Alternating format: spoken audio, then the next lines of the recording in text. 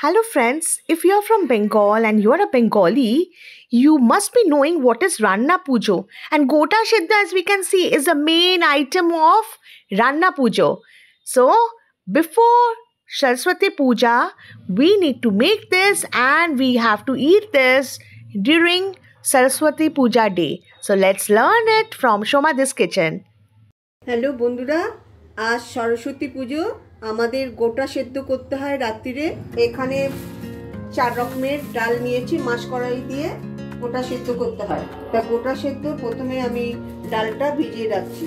তো মাসকলাই ডাল আর তার মধ্যে একটু কাবলি ছোলা, এটা সেদ্ধ করতে হবে। এখানে বরবটি কড়াই আছে, সব 100 করে কিনে নিয়েছি। এখানে একটা সবুজ কড়াই,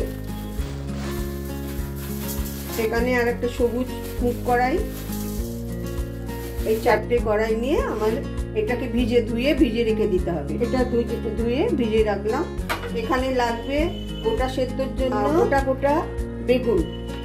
এখানে 8-10টা বেগুন আছে, আর জোড়া শিম, ছোট তোমার আলু, কড়াইশুঁটি, গোটা কড়াইশুঁটি, ফুল, কাঁচা লঙ্কা, আদা আর মৌরি, আদা মৌরি বাটা লাগবে, আর নুন আর মিষ্টি অনুযায়ী এটা গুড়টা দিতে হবে,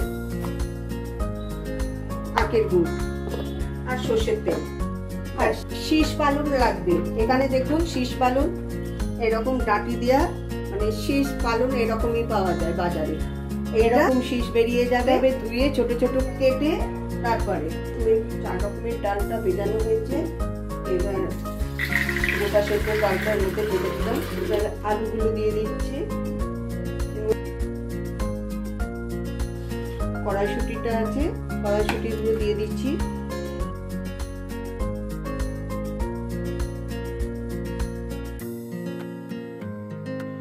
এখানে জোড়া শিম আছে, এই শিমগুলো দিয়ে দিচ্ছি।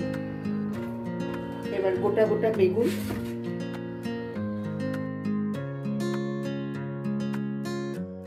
শাকটা ধুয়ে রাখা হয়েছিল।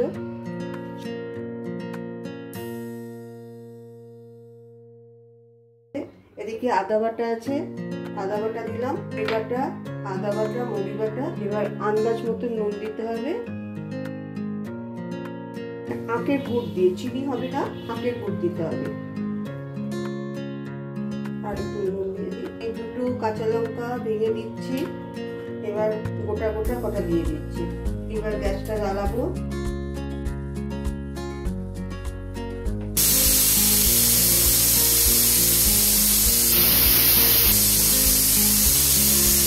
হয়ে গেছে, এবার আমি বন্ধ করে দেবো।